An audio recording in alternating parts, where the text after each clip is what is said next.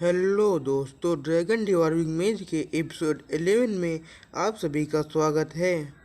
Episode की starting में हम देखते हैं कि डॉन क्लिक मिस डारिया पर अटैक करता है, लेकिन वह सिर्फ मिस डारिया का फ्लेम से बना हुआ एक क्लोन होता है, जो देखकर डॉन क्लिक काफ़ी चौंक जाता है। और फिर जब वह पीछे घूमकर देखता है तो उसे मिस डारिया अपने पीछे खड़ी दिखाई देती हैं। और फिर वह डॉन क्लिक से पूछती हैं कि क्या तुम्हारा भाई भी तुम्हारी तरह एक नाइट है, जिसका जवाब डॉन क्लिक हाँ में देते हुए कहता है वह मेरा भाई है, हालांकि वह मेरे जितना अमेजिंग फाइटर नहीं है। और फिर डॉन क्लिक दोबारा से उन फ्लेम बेबीज को देखकर काफ़ी गुस्सा हो जाता है, जिस पर मिस डारिया उसे बताती हैं कि यह फ्लेम से बने हुए बेबीज इस बार बहुत ही अलग हैं। और फिर हम उन फ्लेम से बने हुए मॉन्स्टर को देखते हैं, जिसे डॉन क्लिक द्वारा बीच से काटने पर वह दो फ्लेम बेबीज में बदल जाते हैं, जिससे हमें पता चलता है कि वे बेबीज जितने भागों में काटे जाएंगे वे उतने ही हो जाएंगे। और फिर हमें डारिया स्नो वाइट के ओरिजिन के बारे में पता चलता है, जो कि the dwarf of the hell fire होता है। और फिर डॉन क्लिक उस आग में जलने लगता है, और वह जब मिस डारिया को ध्यान से देखता है तो वह उन्हें पहचान जाता है और कहता है कि आखिरकार यह फ्लेम टावर की चुड़ैल यहाँ पर क्या कर रही है। और फिर हम दूसरी तरफ का सीन देखते हैं, जहाँ पर वह दूसरा बॉस भी रसेल पर बार बार अटैक करके उसकी शील्ड को तोड़े जा रहा था, लेकिन रसेल उसके अटैक को साइड में हटकर डॉज कर देता है। और फिर वह नाइट रसेल को देखकर हैरान हो जाता है, क्योंकि रसेल ने अपने सारे घावों को हील कर लिया था। और फिर वह नाइट सोचता है कि उसे निश्चित रूप से दो भागों में कट जाना चाहिए था।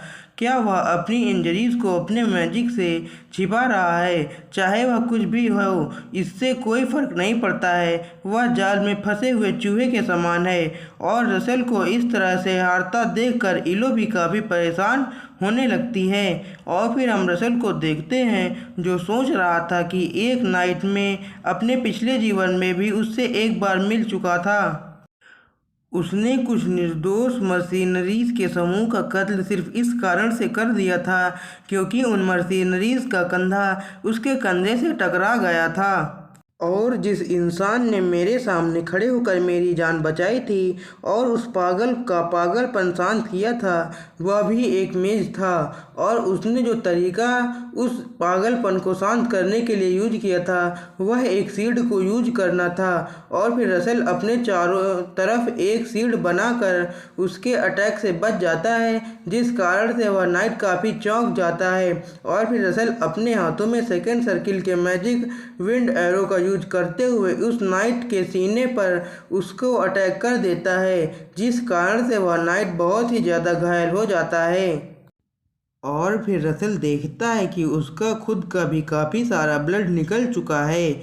और फिर वह उन एल्फ को सेल से ताला तोड़कर बाहर निकाल लेता है और सभी लोगों को बाहर निकाल कर अपने आप को फॉलो करने को कहता है, जिस पर इलो उसे धन्यवाद बोलती है।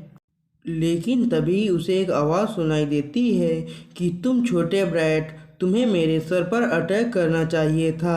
और फिर हम वहाँ पर उस नाइट को खड़ा होता हुआ देखते हैं, जो कि रसेल को देखकर काफ़ी गुस्सा होता है, जिस पर रसेल उन एल्फ से पहले ऊपर जाकर दूसरे स्लेव्स को बचाने को कहता है, जिस पर इलो उसके लिए परेशान होने लगती है।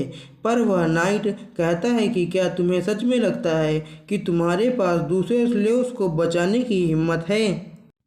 और फिर वह रसेल पर अटैक करने से पहले खुद की चिंता करने को कहता है और सोचता है कि वह रसेल को दोबारा अटैक करने का मौका नहीं देगा। और फिर उन दोनों के बीच शील्ड तोड़ने और बनाने का सिलसिला चलता रहता है।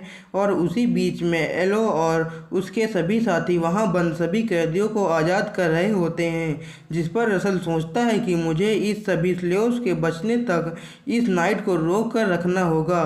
और तभी उसे वहां पर एलो की आवाज़ सुनाई देती है, जो कि बताती है कि हमने वहां पर बंधे हुए सभी स्लेव्स को बचा लिया है, जिस पर रसेल काफ़ी खुश हो जाता है।